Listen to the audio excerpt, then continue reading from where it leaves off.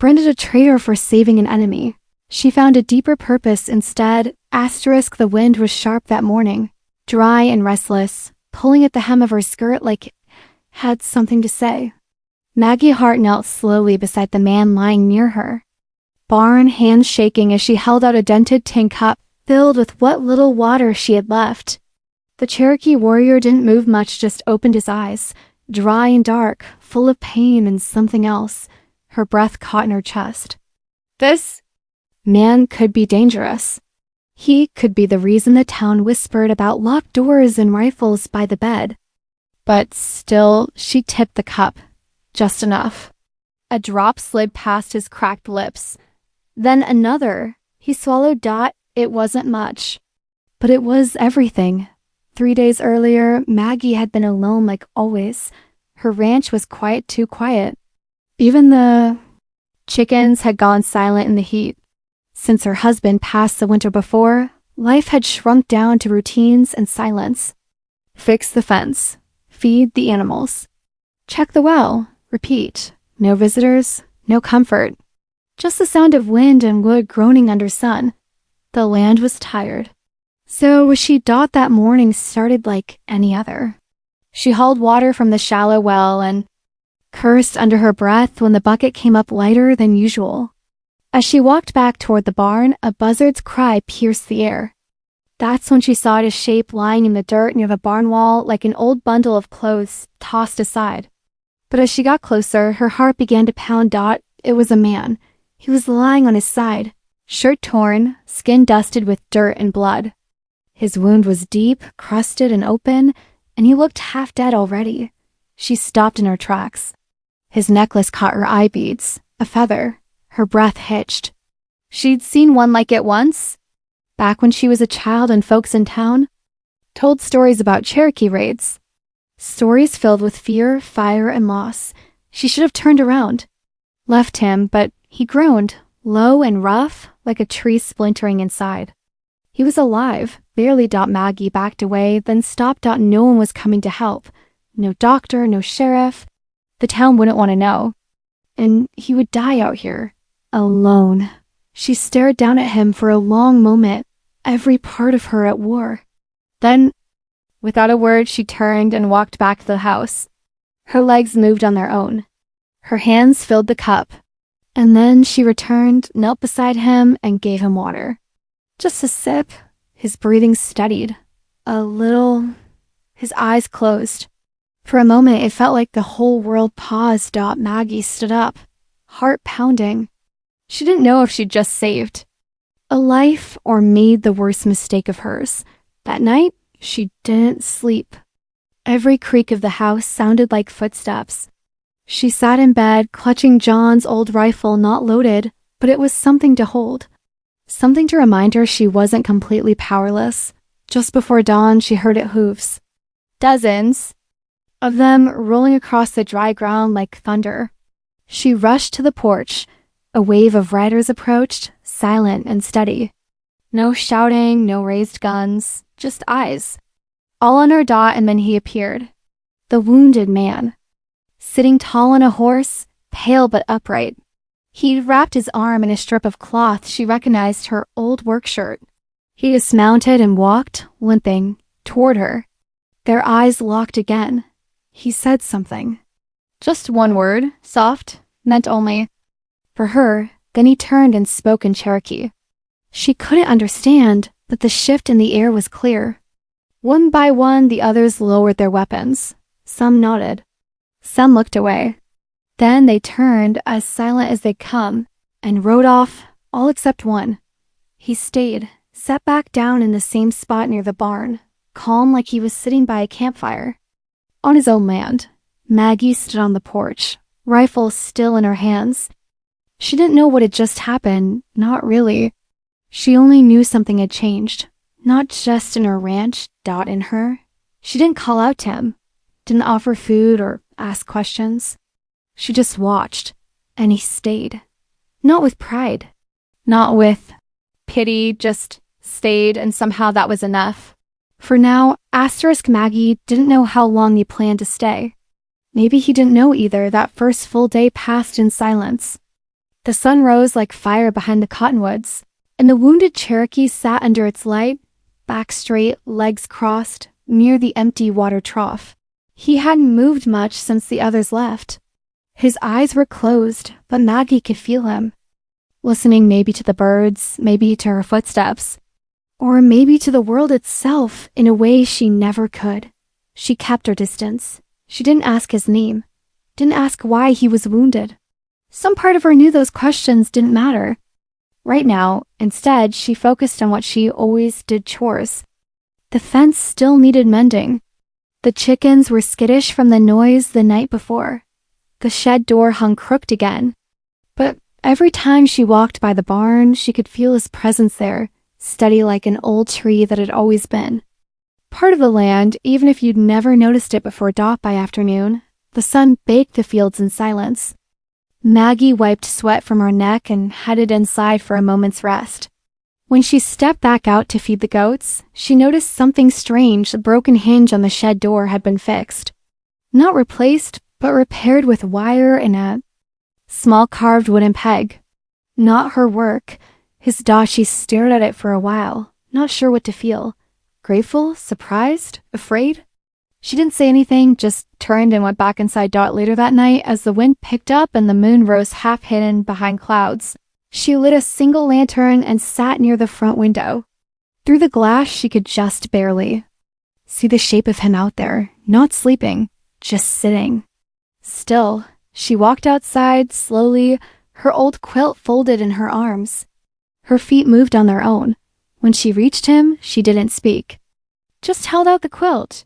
He looked up at her, eyes dark and clear, and gave the smallest nod. Then she turned and walked back inside. The next morning, she woke to the smell of smoke, not fire, but the soft burn of wood in the stove. She threw on her boots, half scared, and stepped into the kitchen. The stove was lit, the kettle warming, and the firewood pile by the door had doubled. She stood there, hands on the counter, trying to understand what was happening. He hadn't come inside. The door was still locked. But somehow, things were changing. After breakfast, she walked the fence line, boots crunching through dry weeds. Near the northern edge, she saw something else: hoof prints. Deep ones. Fresh. Not his. She felt a shiver in her chest and scanned the horizon. But the plains were empty. By mid-morning, he was working near the barn, replacing a rail in the fence. She'd been meaning to fix for weeks. Still quiet, still watchful. She brought him water. This time, he took it with both hands, nodded again, and drank deeply. "You don't have to do this," she said, the words feeling strange in her throat. He didn't answer, but he stayed. Each day after that followed a rhythm neither of them planned. He rose before her, checked the gates, patched things she hadn't noticed were broken. He never asked for food, but when she left a plate on the porch, it was always empty by nightfall. He never stepped inside unless she said so. And even then, he moved carefully, like the house was sacred. He spoke rarely, sometimes not at all, but his silence wasn't cold. It felt like patience. At night, Maggie lay in bed listening to the wind and wondering how long this strange peace would last. Would the town find out? Would the riders return? Would he leave when he was strong enough? She didn't have the answers, but something inside her had softened. Not her guard, never that, but something else. Something she hadn't felt in a long time. She wasn't alone anymore. On the fifth night, she heard a coyote howl in the distance, and before she could step out onto the porch, he was already there, standing beneath the stars, watching the dark. He turned his head slightly as she approached. Didn't speak. She stood beside him, the chill of night pressing through her sleeves. "They think I'm crazy for letting you stay," she said softly. He didn't look away from the distance. "You gave water," he said. His voice was calm, deep, certain. That means something. Maggie stared at the horizon, then at the stars, then down at her own hands. "I don't know what it means to me yet," she whispered. He nodded once. "You will?" She didn't reply. She didn't need to, because in that quiet, in that dark, something had already shifted, just like the land after a long drought. Not healed, not whole, but no longer dry, and that was the beginning. Maggie didn't know when she stopped watching him and started waiting for him. Every morning before sunrise, he was already outside, sometimes by the barn, sometimes near the water trough, walking slow and steady across the edge of the land like he was tracing something only he could see.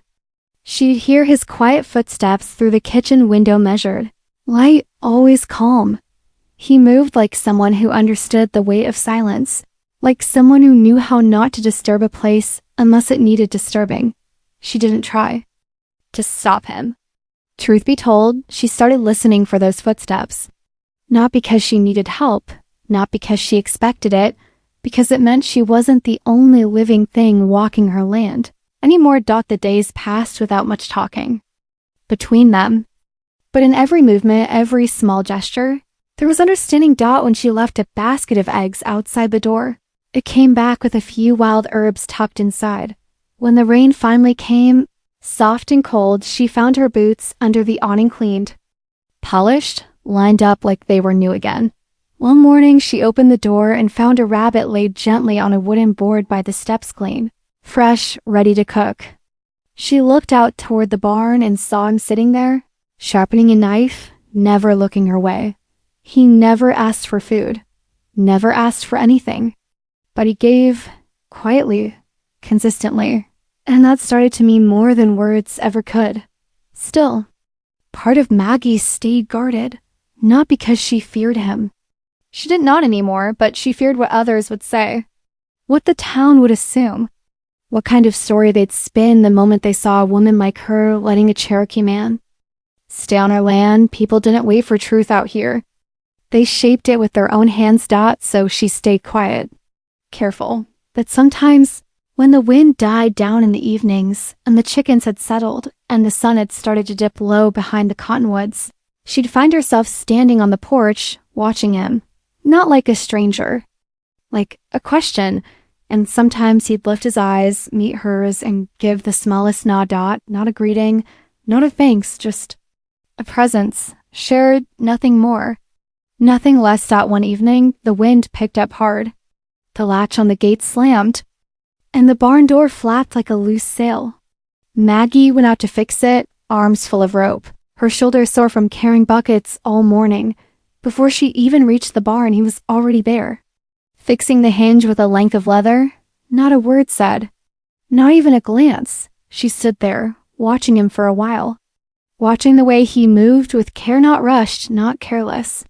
He didn't treat her barn like a structure. He treated it like it mattered. That night, she left out 2 plates instead of 1. He waited until she was done eating before he touched his, then ate slowly, never looking up. But Maggie noticed he didn't leave a single crumb behind, and that felt like something. 2. A few nights later, the wind brought the kind of cold that seeps into your bones. Maggie woke up in the dark, her cheeks chilled from the draft. She wrapped a shawl around her shoulders and stepped onto the porch with a lantern. She wasn't sure why. Just had a feeling. He was sitting beneath the overhang, wrapped in that old quilt she'd once offered. His eyes were closed, but she could tell he wasn't sleeping. His knife lay across his lap. His head turned just slightly toward her, like he'd been listening for her breath. She didn't say anything, just stood there with the lantern. The silence between them wasn't heavy. Not anymore. It had changed, grown warm, like something shared instead of something endured. She wanted to ask his name, but the words caught in her throat. He didn't need to give it. He'd given her plenty already, his strength, his steadiness, his work, his silence, and in return she gave him space. Gave him room to be there, without question. The fence line was stronger now. The barn didn't creak in the wind like it used to. Even the animals had started to settle down quicker at night. It was like the land itself was noticing. And maybe, Maggie thought one morning as she watched him brush down the horse she could barely feed, maybe the land was healing. Not all at once, but piece by piece, like them. No words. No promises. Just presence. And for the first time in years, That felt like more than enough. Asterisk, the peace didn't last. It never does out here. Not when people fear what they don't understand. Maggie had avoided town for almost 2 weeks. She didn't need much anyway, some flour, coffee if she could afford it, and nails for the barn door. She told herself that's why she saddled her mare and rode the 7 dusty miles into Willow Creek. But part of her knew better. She needed to see for herself. Needed to feel what was waiting on the other side of that quiet. The town looked the same, gray buildings, standing stubborn in the wind, dust curling at the edges of porches, windows smudged with heat. But the silence was different, sharper, tighter. She tied up outside the general store, adjusted her shawl, and stepped inside. The room went quiet. 3 men leaned near the counter, made conversation before she walked in. One of them, a thick-shouldered rancher named Larry Bonds, grinned beneath his hat without smiling. Well, he drawled, drawing out the word like it was sticky. Look who came down from her camp in the hills. Maggie said nothing, just walked past them, picked up a sack of flour. Behind her, one of the others muttered loud enough for everyone to hear. Reckon she's feeding more than chickens out there. A few chuckles. Mean one's daughter hand tightened around the flour bag, but she didn't look back. Didn't give them the satisfaction. Behind the counter stood Sheriff Jake Colton. Not a cruel man, but not a brave one either.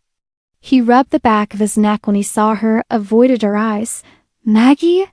he said, voice low. "There's been talk." She looked up. "There's always talk." "This is different," he said. "Folks are saying things. That you're harboring a Cherokee on their land. That he's dangerous. That you're..." "I gave him water," she said flatly. "He was dying. I let him rest." Jake sighed and took off his glasses, rubbing them with a cloth. "That all?" Maggie's eyes narrowed, sharp as glass. "What else do you want it to be?" That shut him up, but not the others. Larry chuckled again. "They call it water now, huh?" Sheriff Colton raised a hand. "That's enough." Maggie paid for her flour, no coffee this time. Then she turned to leave. She paused at the door. "They don't fear what they see," she said over her shoulder. "They fear what they don't understand." Then she walked out into the sun, face steady, heart like stone. The ride home felt longer than usual. The sky was low, the wind uneasy. Her thoughts buzzed like flies. They knew now. The whole town. The whispers were no longer whispers. They were shaping into threats. That evening, she sat on the porch, arms folded, watching the horizon. The man, the warrior, sat a few yards away, near the barn, sharpening his knife as he always did. The soft rhythm of metal on stone was the only sound between them. "They think I'm a traitor," she said into the wind. "They think I'm..." "With you," he didn't look up, but his hand slowed. "And you're not going to say anything, are you?"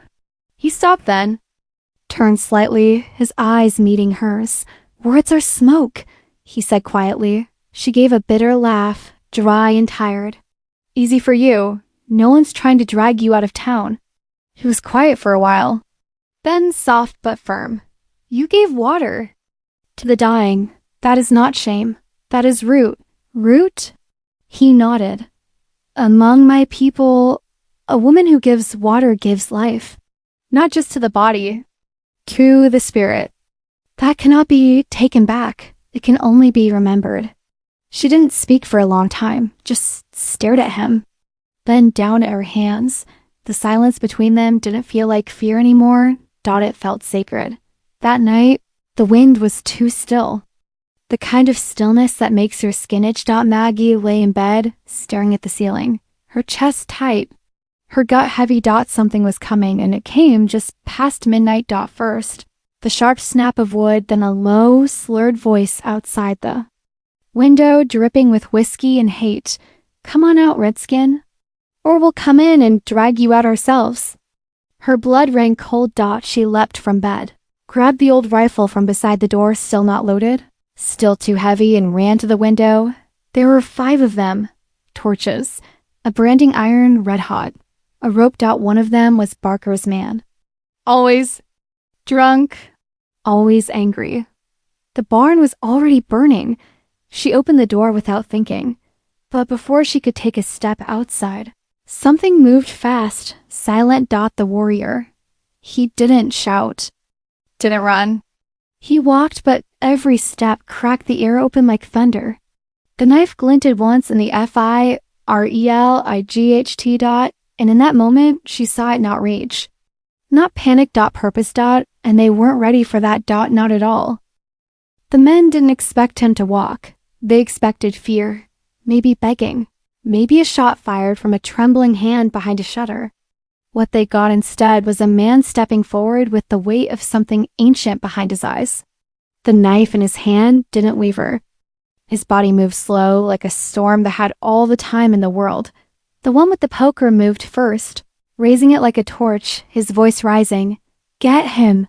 He didn't get the chance. The warrior closed the space between them in 2 quick steps. There was no shouting, no drama, just movement. One twist, one pull, and the poker clattered to the ground. The man followed a second later, crumpling in the dirt with a shocked grunt. Another attacker ran at him from the side, too slow. Again, the Cherokee turned, barely shifting his weight, and sent him tumbling backward into the fence with a heavy thud.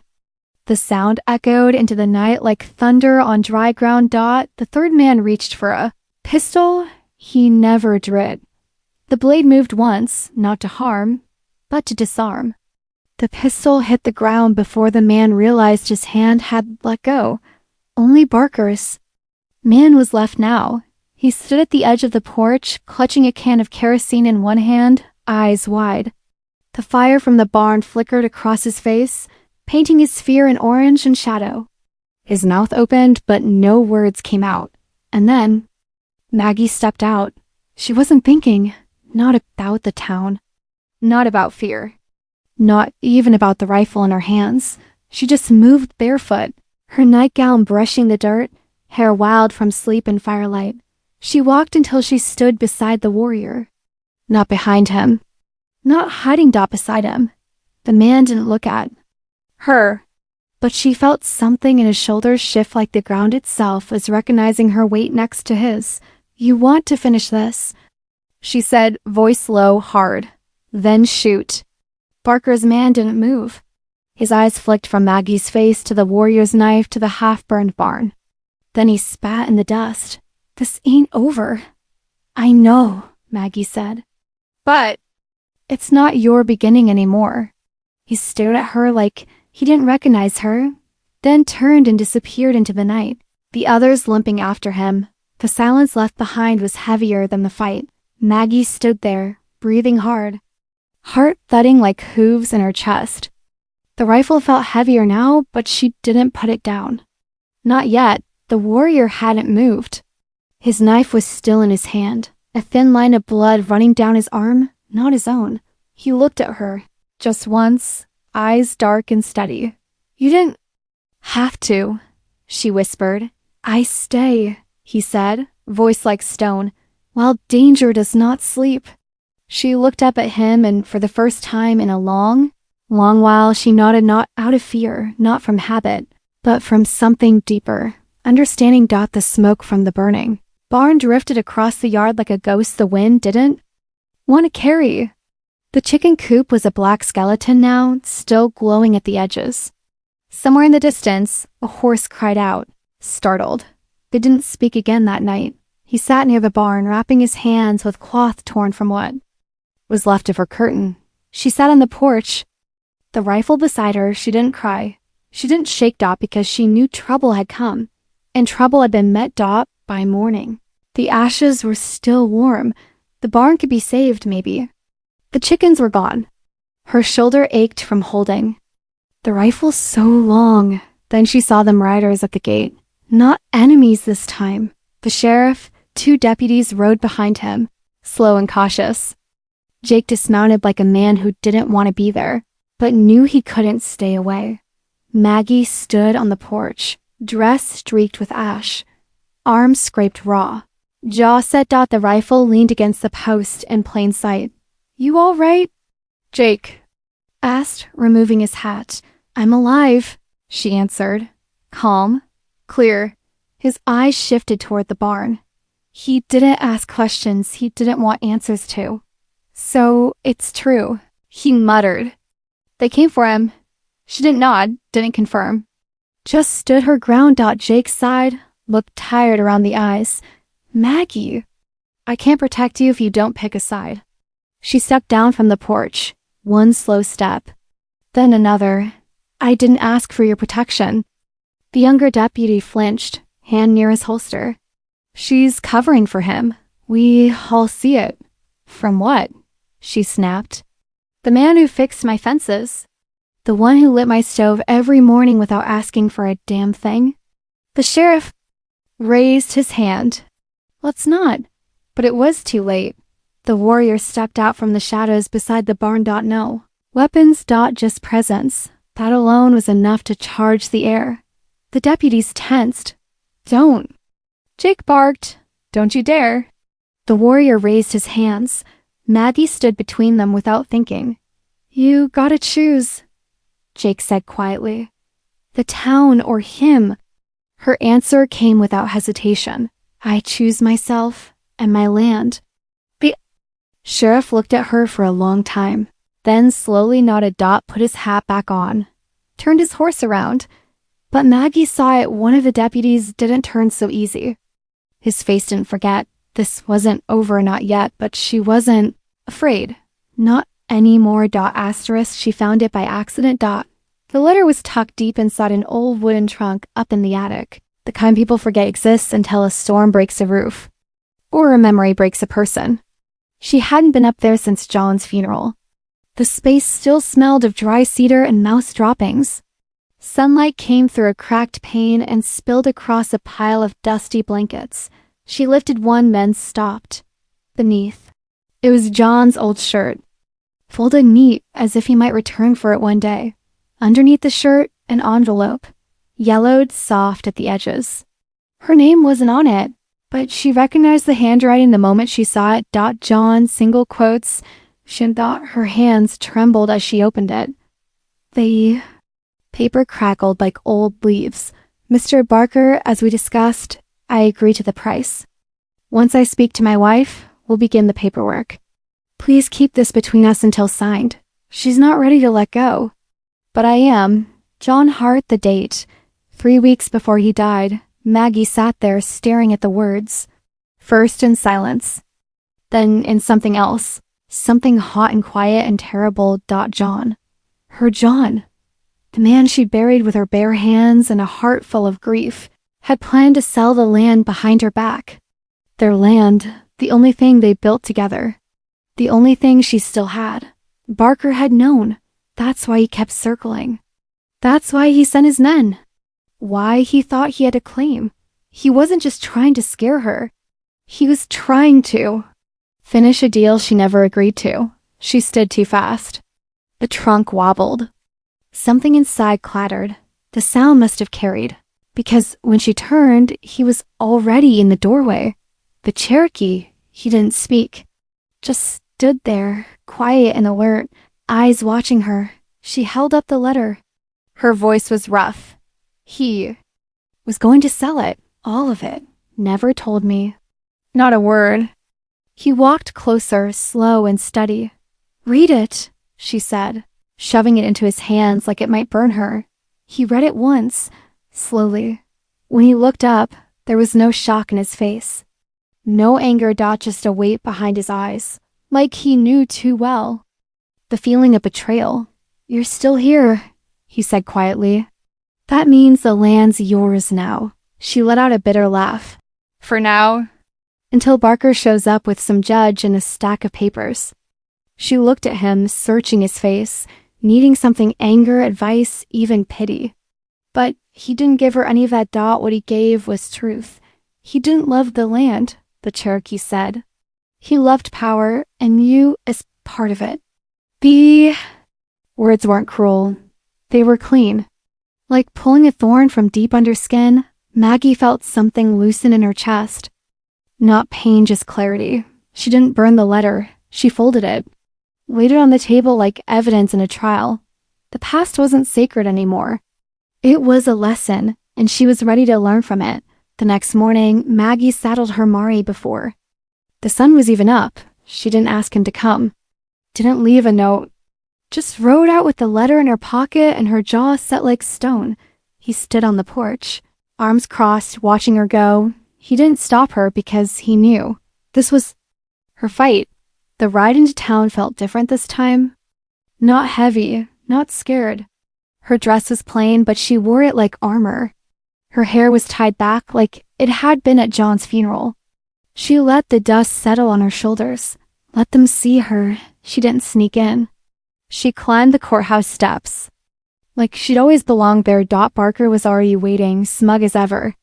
His coat pressed, his men flanking him like vultures around a carcass. "Thought you might come," he said, voice oily.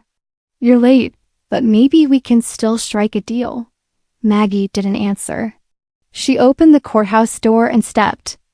Inside, Judge Lowry sat behind the desk, an old man with a face like dried leather and glasses thick as bottle bottoms. He didn't care for drama. He cared for paper. She laid the letter down in front of him. "This is my husband's writing. But I never signed, and he died before he could." The judge read it twice. Then again. Outside, the courthouse square was filling with people. Word always traveled fast in small towns, especially when a woman stopped being quiet. Lowry stepped out with a folder in his hand. The sun caught on his spectacles. "The land was never transferred," he said. "No paperwork. Filed. No signatures. Intent to sell is not a sale. The land remains with the widow." The crowd murmured. Someone clapped. Someone else spit in the dirt. Barker stepped forward, red-faced. "She forged it." "It's all a damn lie." She's shacking up with that goddamn." He didn't finish. The Cherokee had stepped from the alley, silent as always. No weapon. Just presence. It was enough. Barker reached for his belt. Too slow. The Cherokee moved like wind. One twist, one strike, and Barker was in the dirt, disarmed and humiliated. Enough. Judge Lowry barked. "Let him go." The warrior obeyed. Maggie stepped forward. Lowry handed her a thin, weathered paper. Her deed. Her land. Official. Untouched. Hers. Not because John left it. Not because the judge said so, but because she had fought for it. That night, she sat on the porch, the stars hanging overhead like quiet witnesses. The rifle rested against the rail. The Cherokee sat in the shadows. "I thought I'd lose everything," she said. He looked at her. "You found something else." "What?" His answer came soft, almost like a prayer. "Someone." The days grew. Cooler after that. The sun softened. The wind stopped biting. It was the kind of change most folks miss unless they're paying attention. Maggie noticed it in the way the dust didn't cling as hard to the porch rails, in the way the light stretched longer over the fields, in the way she breathed less like survival, more like living. The town didn't change overnight. People still stared when she rode in. Some muttered. Some crossed the street. But something had shifted. Not in them, not really, but in her. And that shift was enough to bend the air around her. One morning, she found a small basket of eggs on the porch. No note, no name. Just a quiet gesture. A few days later, a little girl left a yellow wildflower tucked into the chicken wire of the new coop. No one said sorry, but the walls they built around her began to lower. An inch at a time. Even Sheriff Colton showed up again. No deputies this time, no badge visible. He rode up slow, tipped his hat, and stood at the bottom of the steps like a man visiting an old grave. "Council had a vote," he said. "No charges, no fuss. Town's tired of being scared." Maggie nodded. "That's something." He looked over at the barn where the Cherokee elk hawk she'd learned was repairing an old wagon wheel without a word. Shirt rolled to the elbows, brow furrowed in concentration. "You planning to send him off anytime soon?" Colton asked carefully. Maggie looked toward him, this man who had once been a shadow on her land, now part of its rhythm. He's not passing through, she said. He's already here. Colton nodded slowly, turned his horse, and rode off, without looking back. That night, they sat on the porch together like they often did. No talking, just the creak of the rocking chair. The sound of wind moving through dry grass. The silence was different now. It didn't press on her. Anymore. It wrapped around her like a quilt. She glanced at him, at the way his shoulders relaxed when the stars came out, like he trusted the night more than the daylight. He never spoke of where he came from, never told stories of his people, his pain, his losses, but it lived in his movements, in the care he gave to everything he touched. She leaned gently against his shoulder. He didn't move. Do you miss it? She asked, voice barely louder than the wind, the way things used to be. He was quiet for a long time before answering. Yes, he said. But this is something else. She nodded, feeling the weight of that truth settle into her bones. Later that week, she found something resting on the porch rail. A bundle wrapped in soft cloth, tied with twine. She opened it slowly. Inside was a necklace, hand-carved, bone and turquoise beads, smooth and worn. A single black feather hung from the center. At the end, a small stone shaped like a wave. She turned it in her hand, light catching on the polished edge. He stepped forward from the barn, watching quietly. It's beautiful, she said, barely above a whisper. What does it mean? He looked toward the old well. Water isn't just life, he said. It's memory, spirit, a bond between two. She ran her fingers along the carved wave. And the stone? He met her eyes. It means, you are not alone. She held the necklace in her palm for a long time, feeling its weight. Not heavy, just real. You made this for me, she asked. He nodded once. No pride, no expectation, only if you choose to wear it. There was no hesitation. I choose to. She slipped it over her head. The clasp clicked into place like it had always been waiting. He didn't say he'd stay. He didn't need to. He already had. Autumn settled in like an old friend. The fields turned gold. The air smelled of apples and firewood. And the house once, so empty it echoed, felt full in quiet ways. They planted a new coop together, repaired the barn wall. Cooked side by side in the evenings.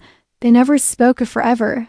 They didn't need forever to feel safe in the now. One Sunday morning, Maggie rode into town wearing her best dress. Not to make a point, not to prove anything. Just because she could. She sat in the back of the church, quiet, head high. Some folks avoided her eyes. Others gave small nods. The preacher spoke of forgiveness, and for once, Maggie didn't feel like a woman being spoken about. She felt like a woman who belonged. When she left, no one threw stones. No one shouted. And that, too, was something. That evening, Elk Hawk sat beneath the cottonwood tree, mending an old saddle strap. Maggie brought him coffee and sat nearby, knees brushing, breath steady. I thought I had to survive this place. Alone, she said softly. He didn't answer right away. Just looked out at the land, her land. Alone is a path, he said. But it's not a home. The wind rustled the leaves above them. The sun dipped low, casting the world in gold. She reached out and took his hand, not out of fear, not out of need, out of choice, out of something quieter, stronger. Home wasn't the house. It wasn't the land. It was them.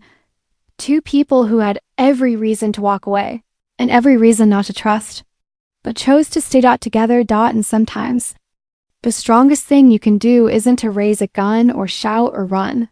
Sometimes it's to kneel beside a stranger, offer water, and mean it